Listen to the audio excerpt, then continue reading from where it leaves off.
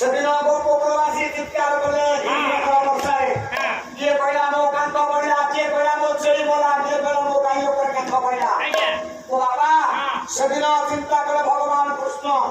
ସାଉଁଲି ଭାଷାରେ ଗୋଟେ କଥା ଅଛି, ବାପା ମାଣ୍ଡିଆ ଯୋଉ ଖାଇବାକୁ ଦବ ଯେ ରାତି ଅଧରେ ବଡ ପାହାଚେ ଲାଗିଲ ସେଇ ନବ ନା। କୃଷ୍ଣଙ୍କ କଥାରେ ଆଜ୍ଞା ଇନ୍ଦ୍ର ପୂଜା ବନ୍ଦ ହେଇଛି। କୃଷ୍ଣଙ୍କ କଥାରେ ଗୋବର୍ଦ୍ଧନ ପୂଜା ହେଲା। ଇନ୍ଦ୍ର କୋପ କଲେ, ବର୍ଷା କଲେ, ଗୋପପୁରବାସୀ ଭାସିଲେ। କାହା ଗାଈ ମଲା, କାହା ଛେଳି ମଲା, ଚିନ୍ତା କଲେ କୃଷ୍ଣ। ଗୋପପୁରବାସୀ କି ଇନ୍ଦ୍ରଙ୍କର ବର୍ଷା ଦାଉରୁ ରକ୍ଷା କରିବା ଦାୟିତ୍ୱ ହଉଛି ମୋର। ଛୋଟ ଛୁଆ କଣ କଲେ?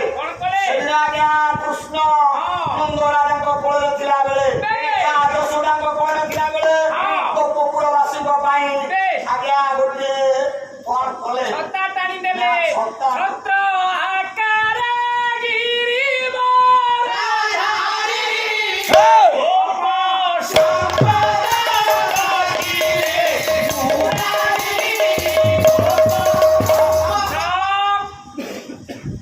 ସେ ଗାଁ କହିଛି ଛାତି ମାରି ତମେ କଣ ସମ୍ପଦଦାୟ ଗଲଣି? ମତେ ଅନଉନ ତମର ସେ ଗାଁ କହିଛି ପଦ ମାରିଲା ସମ୍ପଦଦାୟ ପଳେଇଲାଣି, ତମେ ଆଉ ବିପଦରେ କେମିତି ଛାତି ମାରି ଜାଣିପାରୁନି। ମୋ ବାପା ଆପଣ ମାନେ ସମସ୍ତେ ଗୁଣି ଜାଣି କହିଲେ ଛତ୍ର ଆକାରରେ ଗିରିବର ଧାରୀ ଗୋପ ସମ୍ପଦ ରଖିଲେ ବାମ ହାତ କାଣି ଆଙ୍ଗୁଠିରେ ଗୋବର୍ଦ୍ଧନ ପର୍ବତକୁ ଟେକିକି ଧରିଲେ କୃଷ୍ଣ। ଯେତେବେଳେ କୃଷ୍ଣ ଆଜ୍ଞା ବାମ ହାତ କାଣି ଆଙ୍ଗୁଠିରେ ଟେକିକି ଧରିଲେ ଗୋବର୍ଦ୍ଧନ ପର୍ବତକୁ, ଇନ୍ଦ୍ର ଆଜ୍ଞା ଯେତେ ବର୍ଷା କଲେ ବି ଟୋପାଏ ପାଣି ଆଜ୍ଞା ଏ ଗୋପପୁରବାସୀଙ୍କ ଉପରେ ପଡ଼ିଲାନି। ପ୍ରଭୁ ପାଣି ପଡ଼ିଲାନି। ଗୋପପୁରବାସୀ ଆଜ୍ଞା ତା ତଳେ ରହିଲେ।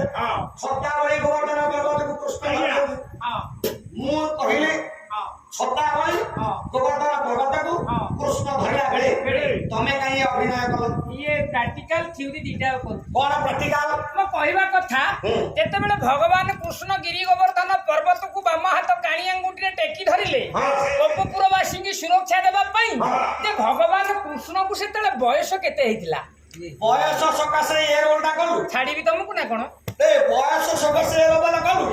ପ୍ରଭୁ ଆଜ୍ଞା ତୋର ପ୍ରକୃତ ଏଇଟା ମୁଣ୍ଡ ମାନିବାକୁ ପଡିବ। ଆଉ ତୋ ମୁଣ୍ଡକୁ ଏବେ ତମ ସାକ୍ଷୀ ଉପରେ ଯୋଉ ଢାବା ଅଛି ମେନ ରୋଡ ଉପରେ ତାକୁ ଖୋଜୁଥିଲେ କଣ କରିବା ପାଇଁ? ମୁଣ୍ଡରେ ଛିଞ୍ଚେଡା ହେଇପାରେ। ମୁଣ୍ଡଟା ମାନିବାକୁ ପଡିବ। ଭଗବାନ କୃଷ୍ଣଙ୍କୁ ସେତେବେଳେ ବୟସ କେତେ? ଗୋବର୍ଦ୍ଧନ ପର୍ବତକୁ ବାମ ହାତ କାଣି ଗୋଟେ ଧରିଲା ବେଳେ କିଏ ଲେଖିଲେ? ନା କଳି ଭାଗବତ ଅବିରାମ ପରମହଂସ ଲେଖିଲେ।